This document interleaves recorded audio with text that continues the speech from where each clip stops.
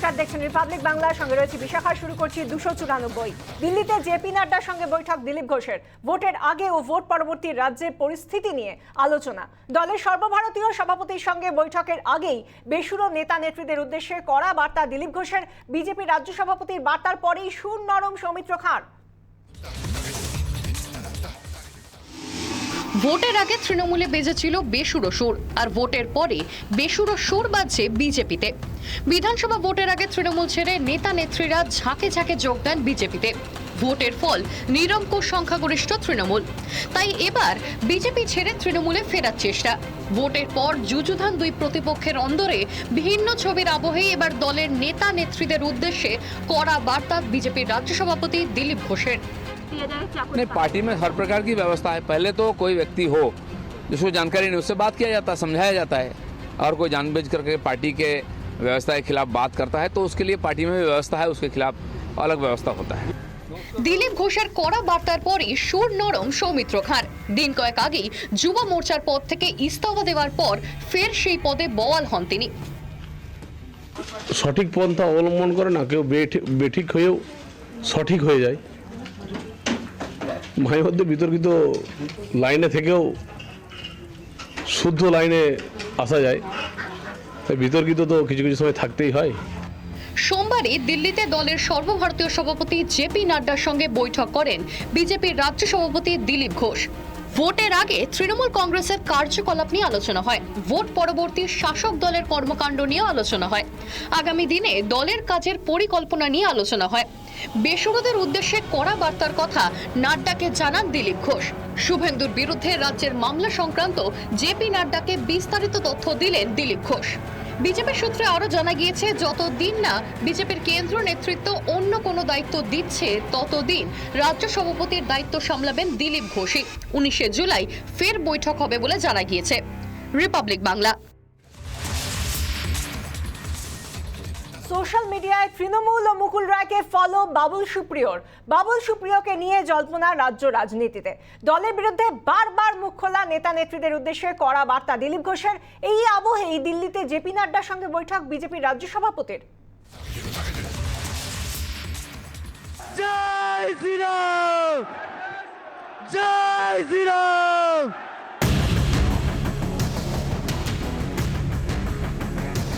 ভোটের আগে তৃণমূলে ছিল বেসুরো, আর ভোটের পরে সেই বেসুরো সুর বাজছে বিজেপিতে।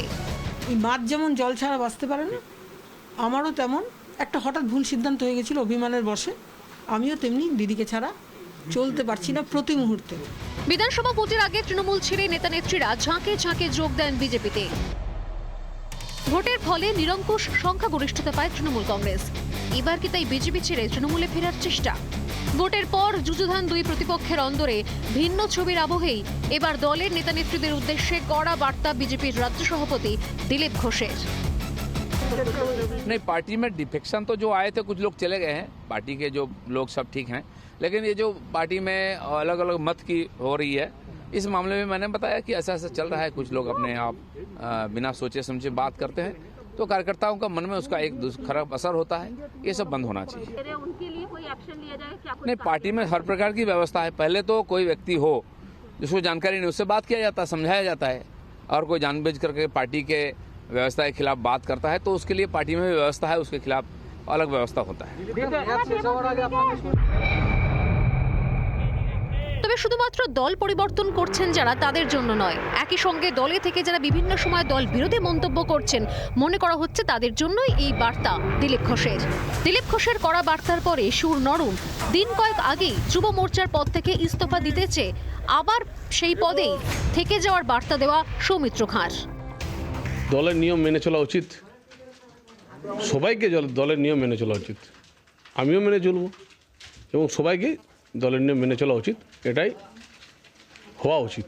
কেউ কেউ বিতর্কিত নায়কও তৈরি হয়, সবাই তো সঠিক পন্থা অবলম্বন করে না, কেউ বেঠিক হয়েও সঠিক হয়ে যায়।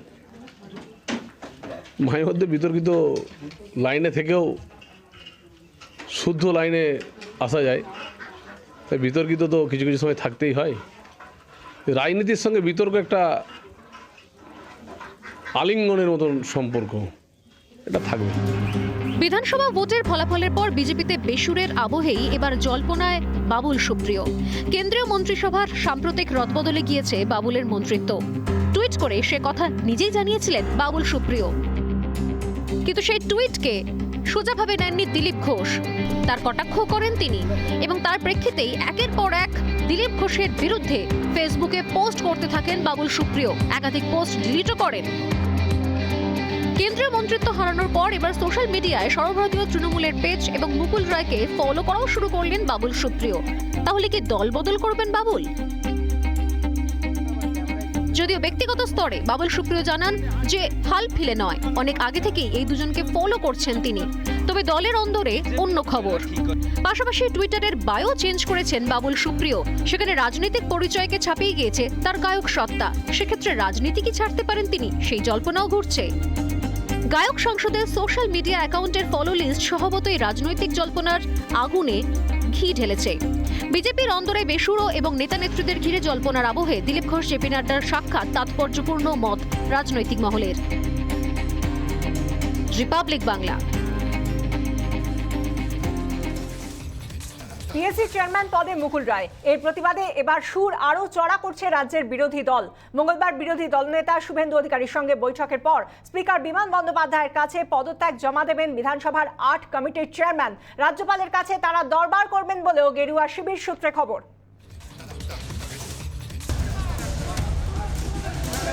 বিধানসভায় অধিবেশন শুরু থেকেই তুঙ্গে পিএসসি বিতর্ক।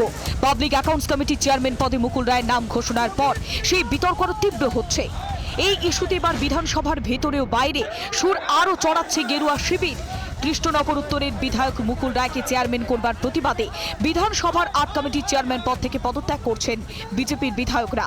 সেই সঙ্গে কমিটি থেকে নিজেদের নামও তুলে নিতে পারেন তারা। বিজেপি সূত্রে এমনটাই খবর। এর ফলে বঙ্গ বিধানসভার কোনো কমিটিতে থাকবে না কোনো বিজেপি বিধায়ক। পিএসসি চেয়ারম্যান পদে মুকুল রায়ের নাম ঘোষণা হওয়ার পরই বিজেপি বিধায়করা সিদ্ধান্ত নিয়েছেন যে 8টি কমিটিতে তারা চেয়ারম্যান পদে দায়িত্ব পেয়েছেন, সংশ্লিষ্ট পদগুলি থেকে তারা পদত্যাগ করবেন। বিধানসভায় এই মুহূর্তে বিভিন্ন কমিটির চেয়ারম্যান পদে রয়েছেন বিজেপির মিহির গোস্বামী, মনোজ টিগ্গা, নিখিল রঞ্জন দেব, বিষ্ণুপ্রসাদ শর্মা, অশোক কীর্তনিয়া, দীপক বর্মন, কৃষ্ণা কল্যাণী, আনন্দময় বর্মন। মঙ্গলবার বিরোধী দলনেতা শুভেন্দু অধিকারীর সঙ্গে বৈঠক করবেন তারা। এরপরই স্পিকার বিমান বন্দ্যোপাধ্যায়ের কাছে পদত্যাগপত্র জমা দেবেন। এরপরেই রাজভবনে রাজ্যপালের কাছে দরবার করবেন। মমতার তৃতীয় ইনিংসের শুরু থেকেই বিরোধীরা সরকারের বিরুদ্ধে কণ্ঠরোধের অভিযোগ তুলেছেন। এই ইস্যুতে আগেও রাজভবনে বিজেপি বিধায়কদের নিয়ে রাজভবনে দরবার করেছেন বিরোধী দলনেতা শুভেন্দু অধিকারী। সেই সংঘাত যে আরো তীব্র হচ্ছে তা কার্যত স্পষ্ট। রাজভবনে গিয়ে তারা অভিযোগ করবেন যে কিভাবে বিধানসভার অন্দরে তাদের কণ্ঠরোধ করা হচ্ছে। ভিডিও জার্নালিস্ট সোমনাথ পালের সঙ্গে বিট্টু রায় চৌধুরী, রিপাবলিক বাংলা, কলকাতা। হরিদেবপুরে 3 জেএমবি জঙ্গির গ্রেফতারির পর 24 ঘন্টা পার, ঘরের পাশে জঙ্গি গ্রেফতারিতে আতঙ্কিত স্থানীয়রা। এদিকে ভাড়া বাড়ি থেকে উদ্ধার হয়েছে একটি ডায়েরি। সেই ডায়েরিতে মিলেছে বেশ কিছু জঙ্গির নাম্বার। একই সঙ্গে সেই লিফলেটে বাংলার প্রতি ঘরে বোমা বানানোর নিদান দেওয়া হয়েছে।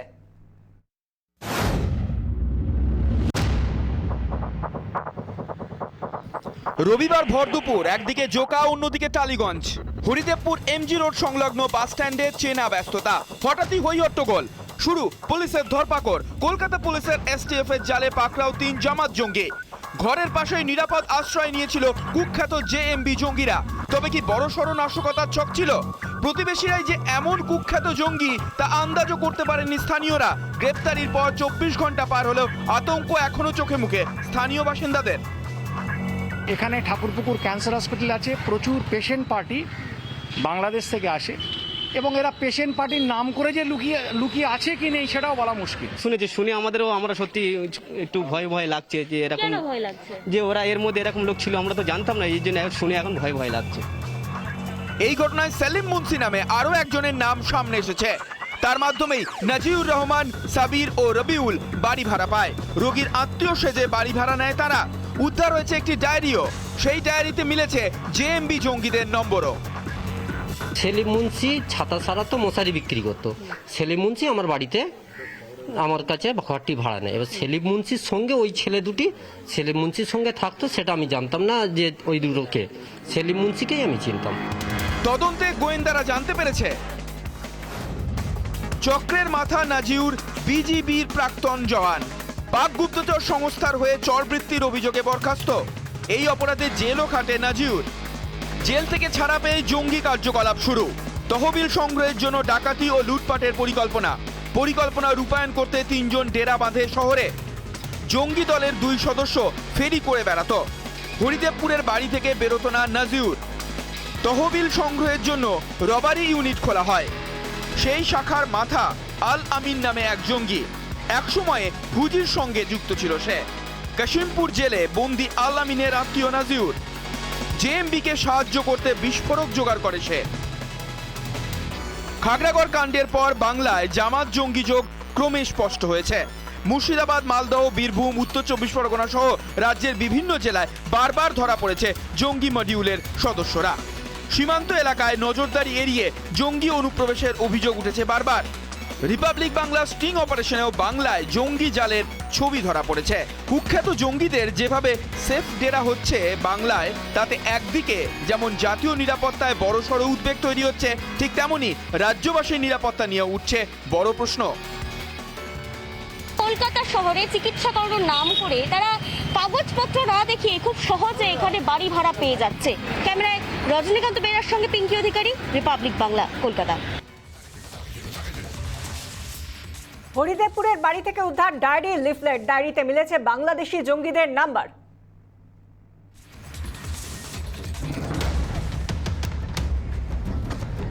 হরিদেবপুর খাস কলকাতার এই এলাকায় জঙ্গিদের আতুরঘর।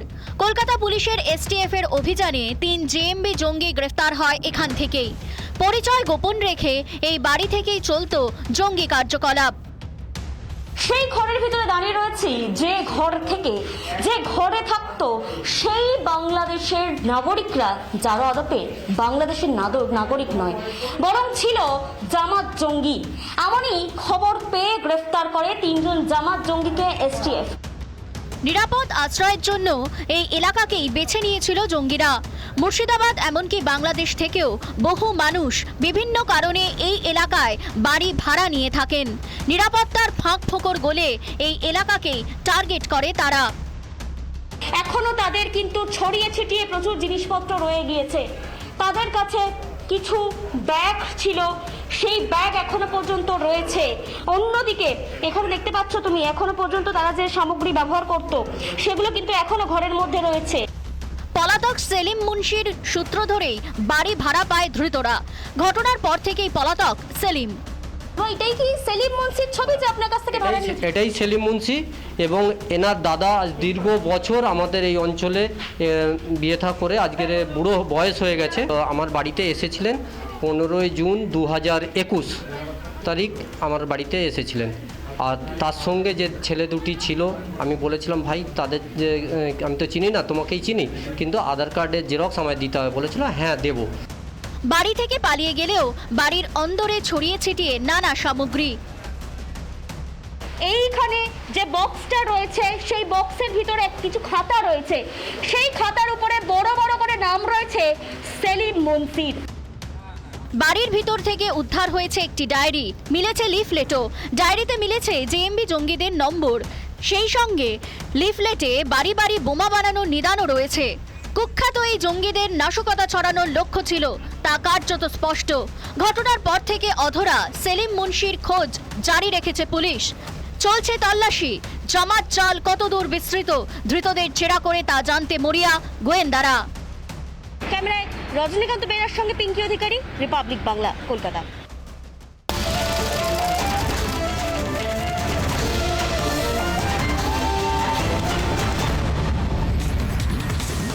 সপ্তাহ ঘুরতেই আবার আদালতের দ্বারস্থ উচ্চ প্রাথমিকের চাকরি প্রার্থীরা।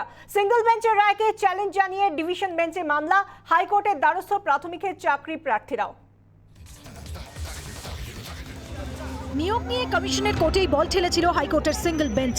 যদিও আদালতের রাস্তা চাকরি প্রার্থীদের জন্য খোলাই রাখা ছিল, সপ্তাহ পের হতেই সেই রাস্তাতে হাঁটলেন চাকরি প্রার্থীরা। সিঙ্গেল বেঞ্চের রায়কে চ্যালেঞ্জ জানিয়ে এবার চাকরি প্রার্থীরা ডিভিশন বেঞ্চে। কমিশনকে নিয়োগের জন্য 12 সপ্তাহ সময় দিয়েছিল সিঙ্গেল বেঞ্চ। এর মধ্যে কোনো অভিযোগ এলে তা খতিয়ে দেখারও নির্দেশ দেওয়া হয়েছিল কমিশনকে, কিন্তু কমিশনের কর্মকাণ্ডে ভরসা রাখতে রাজি নন চাকরি প্রার্থীরা। এবার তারা দ্বারস্থ বিচারপতি সুব্রত তালুকদার ও বিচারপতি সৌগত ভট্টাচার্যের ডিভিশন বেঞ্চে। পাশাপাশি দিন দিন ভরসা হারাচ্ছেন প্রাথমিকের চাকরি প্রার্থীরাও। একাধিক অনিয়ম রয়েছে দাবি করে প্রাথমিকে নিয়োগে অবিলম্বে স্থগিতাদেশ চাইছেন চাকরি প্রার্থীরা। সেই মতো মামলা গ্রহণের আর্জি জানানো হয় বিচারপতি দেবাংশু বসাকের বেঞ্চে। মামলাটি গ্রহণ করেছে হাইকোর্ট। 15 জুলাই মামলার শুনানি হবে বিচারপতি অভিজিৎ গাঙ্গুলির বেঞ্চে।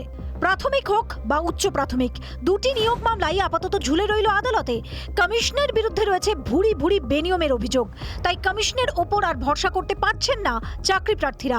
দ্রুত জট কাটার অপেক্ষায় রয়েছেন চাকরি প্রার্থীরা। ক্যামেরায় দেবব্রত বসুর সঙ্গে ভাস্কর বসুর রিপোর্ট, রিপাবলিক বাংলা।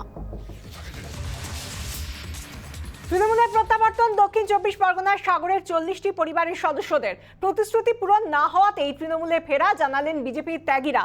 রাজ্যের উন্নয়নে সামিল হতেই যোগদান দাবি স্থানীয় তৃণমূল অঞ্চল সভাপতির। ভোটের আগে তৃণমূল ছেড়ে বিজেপিতে যোগদানের হিড়িক পড়েছিল। ভোটের ফলাফলে তৃণমূলের নিরঙ্কুশ জয়ের পর চলছে তৃণমূলে ফেরার পালা। দক্ষিণ 24 পরগনার গঙ্গাসাগরের মুড়িগঙ্গা 2 গ্রাম পঞ্চায়েতের 40টি পরিবার বিজেপি ছেড়ে ফের তৃণমূলে যোগদান করল। কোম্পানি ছাড়া মৌজার মুড়িগঙ্গার 2 অঞ্চলের যুব সভাপতি আব্দুল শামির সাহার নেতৃত্বে ভোটের আগে বিজেপিতে যোগ দেওয়া পরিবারের সদস্যরা তৃণমূলে যোগদান করেন। ভোটের আগে তাদের প্রলোভন দেখানো হয়েছিল বলে অভিযোগ তৃণমূলে যোগদানকারী কর্মী সমর্থকদের। ভুল বোঝাবুঝির কারণে তৃণমূল ছেড়ে বিজেপিতে যোগ দিয়েছিলেন বলে জানিয়েছেন তারা। প্রতিশ্রুতি পূরণ না হওয়াতে ফের তৃণমূলে যোগদান বলে জানিয়েছেন তারা। বিজেপি প্রতিশ্রুতি দিয়েছিল অনেক কিছু করে দেবে কাজকর্ম, কিন্তু কিছু করে না। মমতা দি আমাদের অনেক কিছু করেছে, কন্যাশ্রী থেকে রেশন থেকে অনেক কিছু কাজ করেছে, কিন্তু ইনারা কিছুই কাজ করেন। প্রতিশ্রুতি দিয়েছিল কিন্তু কিছুই করেনি, যার ফলে আমরা এখন প্রতিশ্রুতি নিয়েছি যে আমরা তৃণমূল করব। বাংলার উন্নয়নে কর্মযজ্ঞে সামিল হতেই বিজেপি ছেড়ে কর্মী সমর্থকদের তৃণমূলে যোগদান বলে দাবি মুড়িগঙ্গা 2 নম্বর ব্লকের তৃণমূলের অঞ্চল সভাপতি দীপক কুমার পালের। মুড়িগঙ্গা 2 অঞ্চলের 24 নম্বর বুথে আমাদের প্রায় 40টা পরিবার আমাদের দলে, তারা নেত্রীর উন্নয়নের দিকে লক্ষ্য করে এবং স্থানীয়ভাবে আমাদের যিনি বিধায়ক, তিনি এখন বর্তমান মন্ত্রী, তার উন্নয়নের দিকে লক্ষ্য রেখে কিন্তু তারা দলে সরাসরি জয়েন করেছে। দলের স্থানীয় নেতৃত্বের উপস্থিতিতে বিজেপি ছেড়ে আসা 40টি পরিবারের সদস্যদের হাতে তৃণমূলের পতাকা তুলে দেওয়া হয়। দক্ষিণ 24 পরগনা থেকে রঞ্জিত সর্দার, রিপাবলিক বাংলা। কংগ্রেস শূন্য হতে চলেছে বারাসত পুরসভা। পুরসভার একমাত্র কংগ্রেস কাউন্সিলর যোগ দিচ্ছেন তৃণমূলে। তাকে সাদর আমন্ত্রণ জানিয়েছেন জেলা তৃণমূল মুখপাত্র। বারাসতে অস্তিত্ব সংকটে জাতীয় কংগ্রেস।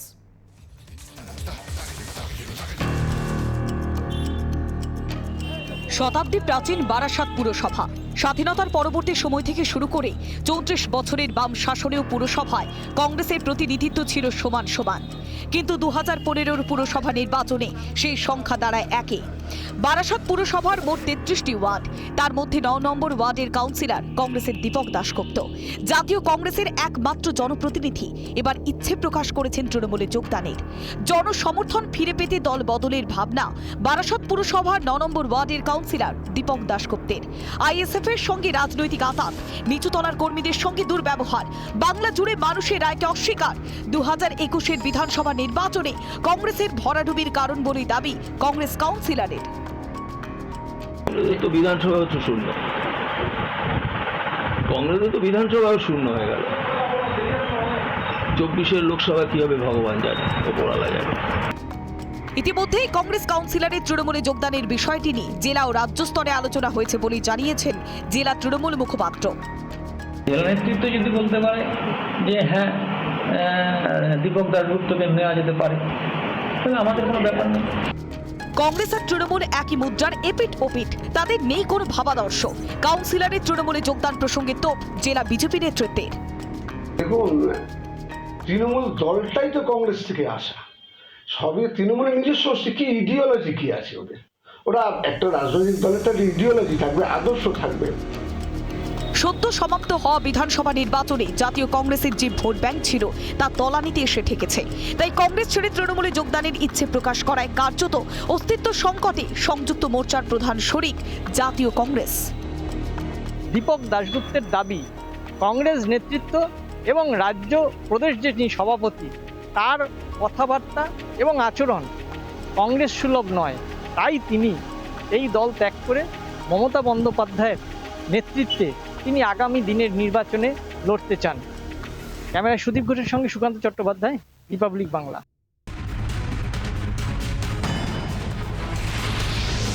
ঝাড়গ্রামের নেদাবাহরা পঞ্চায়েতের দখল নিল তৃণমূল। পঞ্চায়েতের 5টি আসনের মধ্যে 3টি ছিল বিজেপির দখলে। বিধায়ক খগেন্দ্রনাথ মাহাতোর হাত ধরে বিজেপির এক পঞ্চায়েত সদস্য যোগ দেন তৃণমূলে।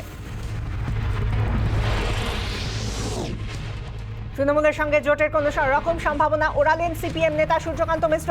কংগ্রেসের সঙ্গে তৃণমূলের জোট প্রসঙ্গে তিনি বলেন, তিনি এই প্রসঙ্গে কিছুই জানেন না। এবার কোনো জোট ছাড়াই এককভাবে লড়তে প্রস্তুত বামেরা। শুভেন্দু অধিকারীর দেহরক্ষী শুভব্রত চক্রবর্তীর মৃত্যুর তদন্তে মহিষাদলের সিআইডি। সোমবার প্রায় 4.5 ঘন্টা আধিকারিকরা জিজ্ঞাসাবাদ করেন শুভব্রত স্ত্রী ও দাদাকে।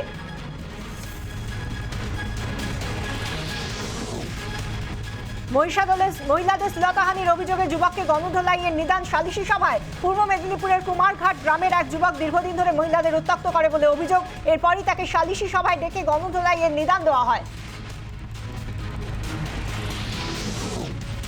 ভাইকে বাঁচাতে পুকুরে ঝাঁপ দিয়ে মৃত্যু হলো 2 শিশুর। হুগলির গোঘাটে খেলতে খেলতে দোলেশ্বর মন্দির সংলগ্ন পুকুরে পড়ে যায় 6 বছরের রুদ্র ঘোষ। ভাইকে বাঁচাতে ঝাঁপ দেয় 10 বছরের শ্রেয়া। স্থানীয় বাসিন্দারা দুজনকে উদ্ধার করে কামারপুকুর গ্রামীণ হাসপাতালে নিয়ে গেলে সেখানে তাদের মৃত বলে ঘোষণা করা হয়। সন্দেহভাজন 2 বাইক আরোহীকে আটক করে অস্ত্র উদ্ধার করল কোচবিহারের তুফানগঞ্জ থানার পুলিশ। তাদের কাছ থেকে একটি দেশি পিস্তল, একটি 9mm পিস্তল, 3 রাউন্ড গুলি উদ্ধার হয়।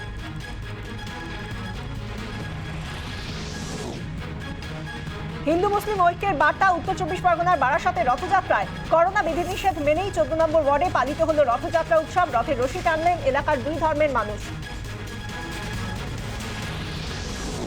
অনলাইন প্রতারণার ফাঁদে প্রায় 91,000 টাকা খোয়ালেন এক অবসরপ্রাপ্ত শিক্ষক। ফোনে কেওয়াইসির বিস্তারিত বিবরণ চেয়ে ফোন আসে শুভেন্দু শেখর সরকারের কাছে। প্রায় 2 ঘন্টা তাকে ফোনে ব্যস্ত রাখে প্রতারকরা। সেই সুযোগে 4 ধাপে তার অ্যাকাউন্ট থেকে ওই টাকা তুলে নেওয়া হয় বলে অভিযোগ।